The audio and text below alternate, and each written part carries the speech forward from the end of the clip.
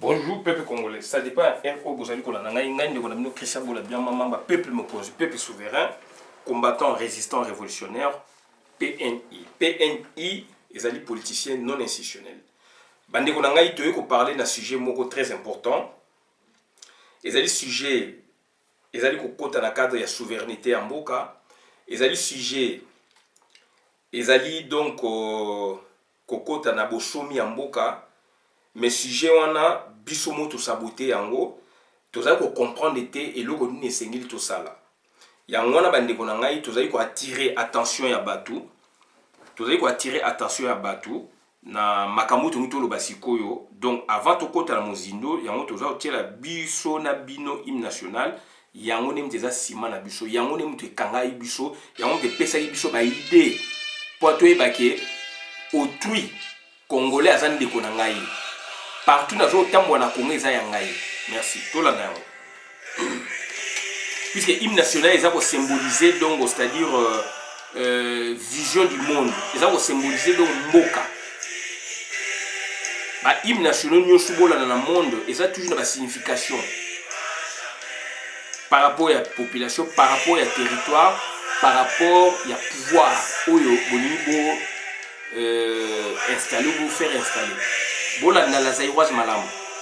Nous allons à deux hymnes nationaux jusqu'à la preuve du contraire, mais nous autres, nous préférons cet hymne national parce que les alliés pour symboliser période moko cruciale.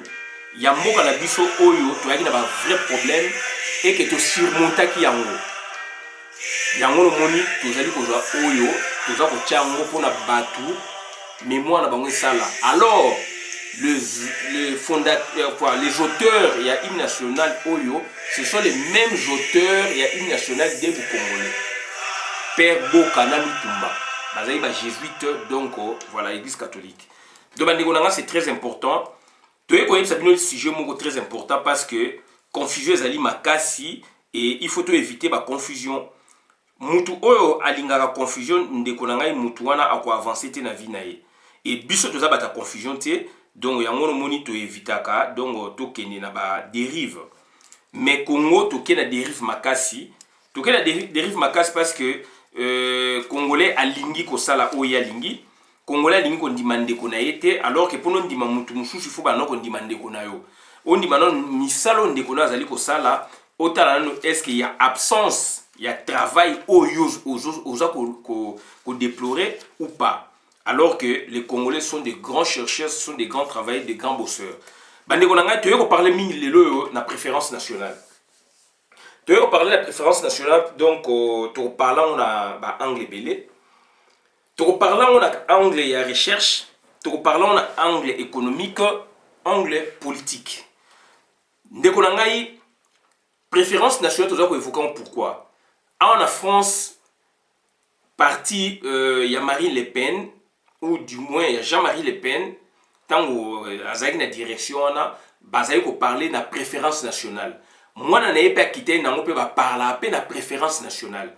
Préférence nationale ngelo bani ça par rapport il y a Moussala et donc quant à la parité par exemple donc bongo Jean Moutou na Moussala et o yazana qualification boué ou yazana qualification boué et que donc un national et c'est qu'on soit national. Et c'est qu'on soit national par rapport à immigrés, par rapport à étrangers. C'est ça la préférence nationale. Et aujourd'hui, la préférence nationale, ils allaient donc concept oyo côté politique et boujaka vraiment donc politique en boka. Yangwana biso na Congo toujours parler lelo na préférence nationale. Toujours parler de la préférence nationale parce que boujo be koti na niveau nyostou. Lelo misala batu bazali nango mingi ezali ba étranger, ba chinois, ba pakistanais, ba rwandais, ba tanzaniens, ba ougandais. Donc bino biso ba congolais d'autres za misala te. Préférence nationale il faut te le belango parce que na niveau ya recherche, na niveau donc il y a science, na niveau même donc c'est-à-dire il y a élaboration, construction, il y a constitution, il y a Congo il y a le 18 février 2006. La constitution on a et salami wapi sami na libanda ya Congo. alors que constitution ezali do ba desiderata donc ezali ba besoin ba aspiration ya peuple.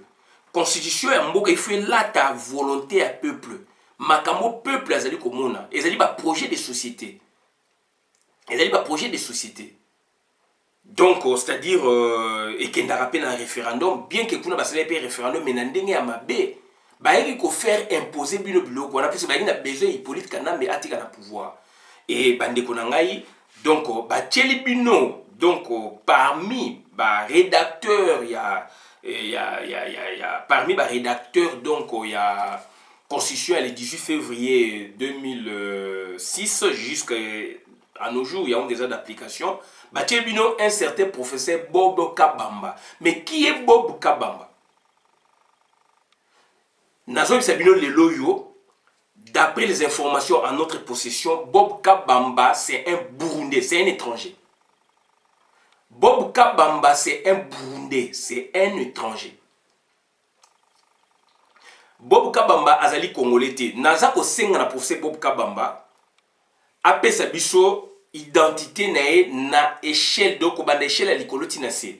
Je voudrais dire ceci que il faut aller sa province d'origine, il faut aller sa sous-région d'origine, il faut aller sa donc au territoire d'origine, il faut aller sa donc secteur d'origine, il faut aller sa donc chefferie il faut aller sa donc groupement d'origine. Il faut être donc village d'origine, il faut être clan d'origine, il faut être donc famille lignage groupe familial d'origine. Bob Kabamba c'est un Burundais. Ce monsieur c'est un Burundais. Ba parents naye ba vandaka na Bukavu, ba vandaka na Kivu. Tant ba botiye, ba zaki na ba yaki donc na ami na bango ba congolais ndenge ba mesanaki ba boti mwana ba pesie kombo ya ami na bango Kabamba alors yé azali burundais d'où le monsieur grandit donc voilà donc sous ce nom et jusqu'à n'est-ce pas a parfait ses études universitaires et voilà post-universitaire à Liège, à Bruxelles en 1987. Le fait que les Belges, pour le Congo, un étranger a subjugué, donc a dominé le Congo, dans le domaine belé, quand maintenant, n'est-ce pas, le domaine de la rédaction, juillet, alors il n'est pas juriste à la base. Tout le but est que, donc, au droit constitutionnel et institution politique, il faudra donc aux Congolais rédaction en congolais non. Donc il y a une commission normalement zalaka ba congolais depuis ces appuis on a beaucoup qu'on appelle expert ya libanda pour la technicité na aspect mususu ça peut arriver constitution Lulabou il y a 104 commissions et qui tenu par professeur Liaou. Il y avait donc des Congolais première constitution à Congo ya mwana puisque ouais il y a une loi fondamentale et qui donc presque technicien belge mais belge ba donc opportunité pour la installer Hippolyte Kanambe ba yelibino Burundi alors Burundi Rwanda Burundi Congo donc bazali donc biso tout une administration presque moko donc sous pour la biso sous la colonisation pour la sous le protectorat et depuis donc officiellement 1925 est d'une société des nations tant où Allemagne a perdu la première guerre mondiale 14-18 ba botoli allemand n'est-ce pas donc ba territoire naïe d'outre-mer en Afrique da répété ango il y a grand lac qui Rwanda Burundi ba pesa en Belgique Togo ba pesa en France Cameroun et qui Allemagne entièrement ba pesa en partie moko Angleterre partie moko donc France Namibie ba pesa en Angleterre etc à travers le monde. D'où bisona bango teyo komana babengaka imbrication. Donc ça dit nos institutions se contenaient donc les unes les autres. Donc ça dit tozali na mokonzi ba konzi moko d'où biso tozali administration modo tozo tout anawana. Donc makambu ya biso ezokota na bango babo jusqu'à ce que na monnaie moko na 51. Monnaie du Rwanda Urundi. Du Congo belge, Rwanda et Rwanda et Urundi. Na 51 monnaie et au Koufa, donc on a 60 ans biso to indépendance. Donc c'est-à-dire tu as une mingi biso na bango to sanganaki institution musu dans sabino donc forces armées, forces publiques. Force publique a une mission donc il y a police et puis il y a armée. Pour na biso avant 1919 puisque donc protectorat donc Belgique a signé protectorat aussi la bango officieusement donc babane ko administrer bango déjà en 1919 en 1925 Nesco va signer mikana na SDN puisqu'il y avait des politiques il faut balande lango SDN koko ya oni ala lango vis-à-vis la Belgique ndenga pesi bango ba territoire wana ba ina ba mission moko boye tant comme la 45 oni et salami SDN kufi to comme la deuxième guerre mondiale donc comme ce qu'on va pays sous tutelle ya oni avec mission toujours bisonner bango nyoso comme il y a décolonisation et puis bango il y a une mission spécifique donc c'est très important donc c'est à dire bisona ba Rwandais ba Burundi Rwandais Burundi Congo donc to comme qui donc ba institution comme imbriqué imbrication donc c'est à dire comme qui force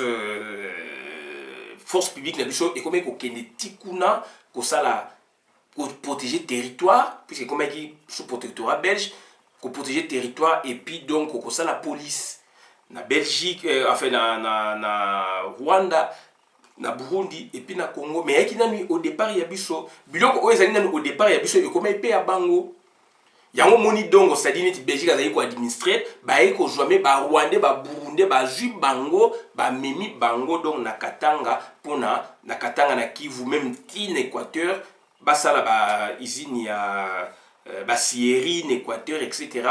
et koto kuna donc ya ba mine makame belé donc ya ki volonté des Belges d'où donc ba benga bango ba transplanter ba toana so ba transplanter bango ba benga dans la mission donc MIB donc ya mission ya ba banyamulenge bilo mo bon donc MIB mission donc international je pense de Banya Rwanda ou Banya Rwanda de Banya Rwanda ce qui n'a pas été mission internationale de Banya Rwanda donc babane ko recruter bango bazo ya bango na Congo donc c'est-à-dire so beti MIB beaucoup moins la signification non donc bazo recruter bango bazo ya bango pour na ba travailler ba nini et ka bango mon côté na période wana et même donc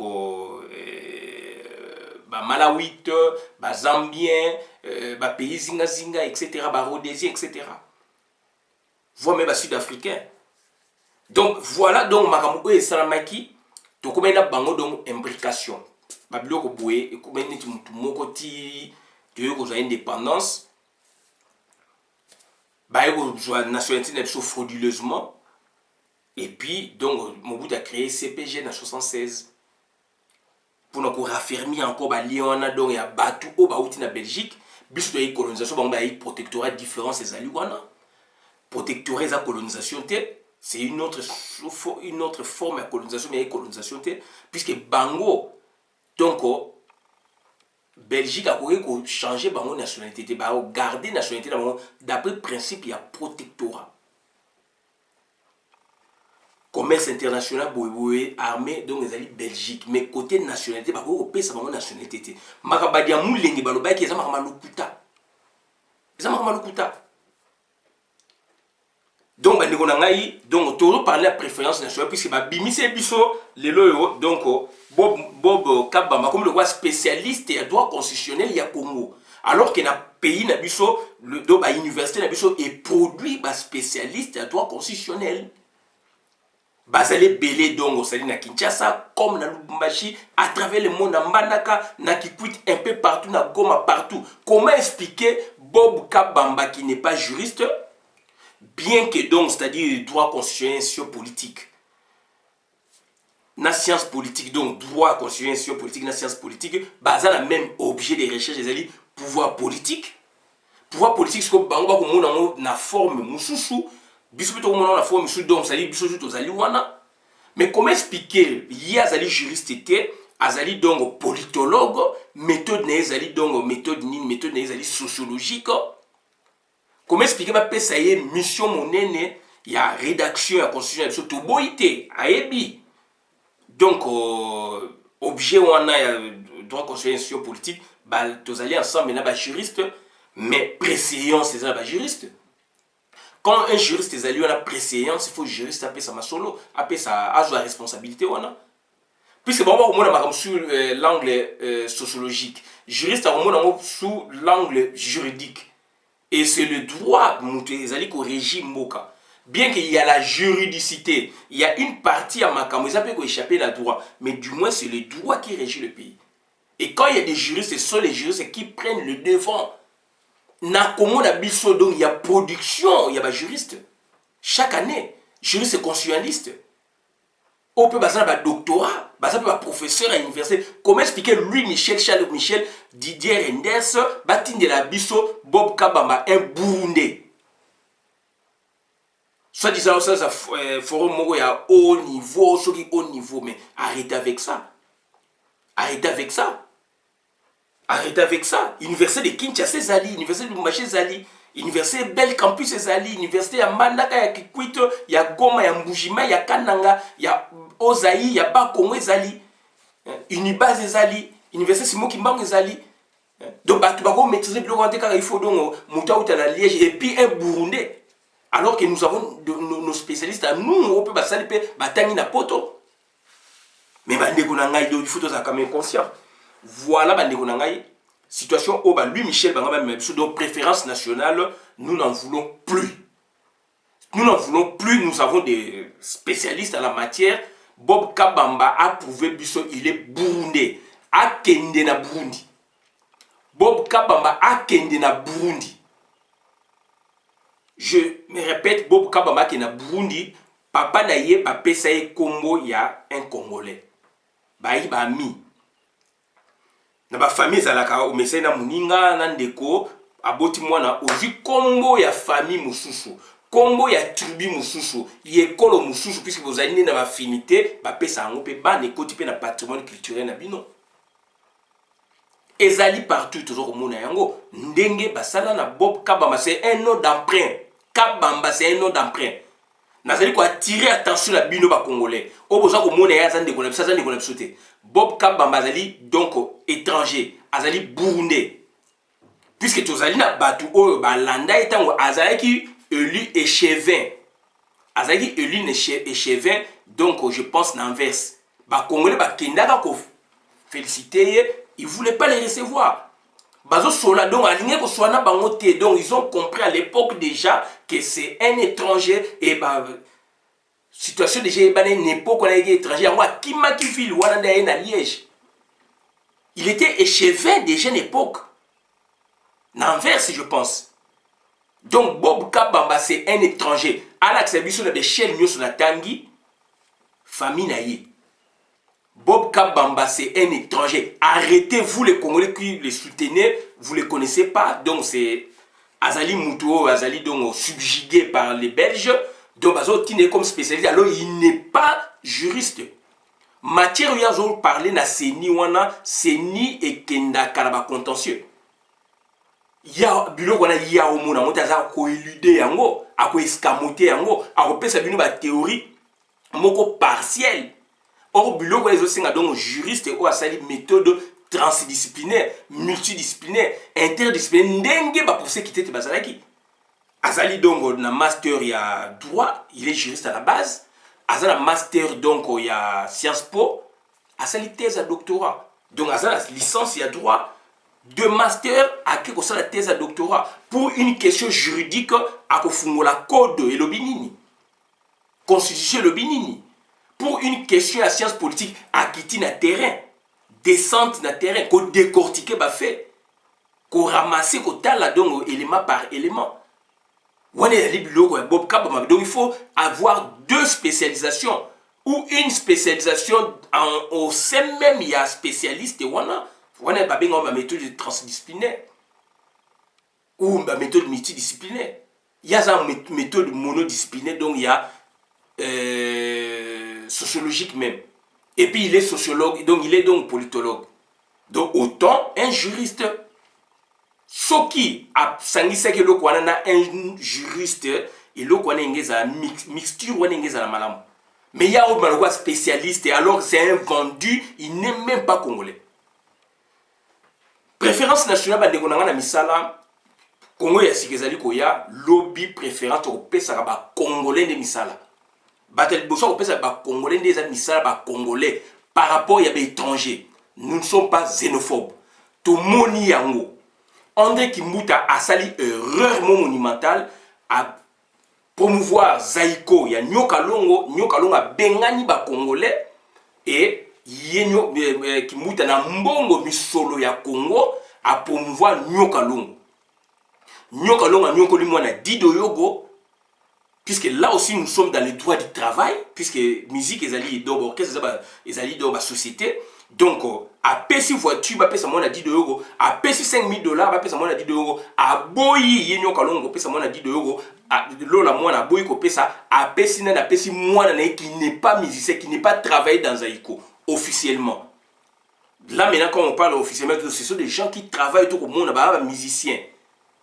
Moi na yekuna yinani e ba pesa ki nani mutuka wana Nyoka Longo azali étranger tozo senga na Nyoka Longo a récupérer nationalité ya mboka na bango. Donc ba ka wana ezali belé, là maintenant nous sommes dans le droit du travail, de préférence ezali ba congolais puisqu'on a de la qualité et qui mbuta a justifier que loko wana mbongo ya Congo azu yango a pesi yango ba étranger. A pesi yango étranger pour na dono et étranger na komi ko sakana batuti lelo ye wana a komi na bras de fer na verkis. A komi na bras de fer na verkis intérim titulaire aye intérim titulaire de solo mukana intérim a ke vacances pour na ba réseau songolo pakala azongi intérimaire à boyi puisqu'à komi puissant et un étranger chez nous. On n'en veut plus. On n'en veut plus. Nous ne sommes pas xénophobes. André Kimbuta oko payé makambo yo sali. Alors qu'il y avait beaucoup d'orchestres na Congo. Oh, on peut qu'on réhabiliter. Bien qu'ils allaient et ali sentiment na yote mais oko kai ko sala yango puisque Nyoka Longo biloko ya zali ko sala les ali biloko na il n'est même pas compositeur. C'est un improductif. Nazali ko lobana la chef ba monter. Ça n'est de trop. Mutu moko aye na Congo to yambiye abotani wana bien sûr c'est un étranger mais comme a sakani na ba Congo na ndengo sakanate. Et puisque Azana ba puis ba Kimbuta et Mboka les Kimbuta et mon côté. Donc ça dit préférence nationale. Préférence nationale partout au côté na Congo. Donc misala il faut qu'on soit ba congolais puisque ça fait la qualité par rapport à l'étranger. Nous ne sommes pas xénophobes. Nous ne sommes pas xénophobes. Et Bob Kabamba, tout ça, au sein de Bob Kabamba a prouvé biso il est étranger. Il est étranger. Et biso to bensiete a opé sa biso Mateya et ba ça ba mindela ba Louis Michel, ba Charles Michel, ba Didier Rendes puisque ba limite toujours dans la même mise na Congo et Bob Kabamba ouais biso ba niaiserie scientifique, ba hérésie scientifique. Et ba professeur oyo ba lingaka te ba tout ba congolais, ba juriste ba kota domaine wana to yebisa bango il faut ba lobela Bob Kabamba, ba zali ko lobate. Do bandeko nanga voilà makambo to yaka ko sabino. Préférence nationale to ko tsango. Na misala na makambo nyostu par rapport ya ba étranger, par rapport à ba qualification puisque congolais ba qualification nyo c'est ça na kata Congo. Et donc to préférer ba ndeko na biso no ba joie ba tu mususu ba ko joie sima. Yango to pesi bino ba ndakisa côté politique. To pesi bino bandakisa côté politique, to pesi bino côté recherche, to pesi bino côté bobo, to pesi bino voilà. Préférence nationale par rapport au marché. Bah marché public, il y a l'État. Il faut préférence nationale. Comment expliquer projet il y a 100 jours, bah ou même biso do bani ba tong la biso ba préfabriquer bandako. Alors que bah matériaux durables des alliés. Bah oui, pour ça, bah, peut fabriquer, il y a ba bois, ba mani, mais Congo, ils ont ba bois. Mais pourquoi qu'on pour la bois alors que bah matériaux, monsieur de ça là pourquoi qu'on a solité, monsieur alors que la solité congolaise des alliés, bah jamais, bah on a ba yo sakana mbongo ya Congo. Alors que bah bloc les alliés. Préférence nationale à niveau ya politique. Beaucoup de Vital Kamerhe alors c'est un Burundais. Pourtant il y a des Congolais. Bah ça même diplôme équivalent que Vital Kamerhe. bien que beaucoup la politique, oui, mais la politique, un étranger comme sa politique, donc préférence nationale. Donc ça dit, Hippolyte Kanaba cause président aussi dans le Congo, le sous-souté. Là, c'est la préférence nationale. Tout ça, le problème, Nakati, ça c'est entre Congolais. Le problème de bichon entre Congolais, ça c'est autre chose. Mais nous parlons au niveau de la nation, préférence nationale. Comment expliquer la présidence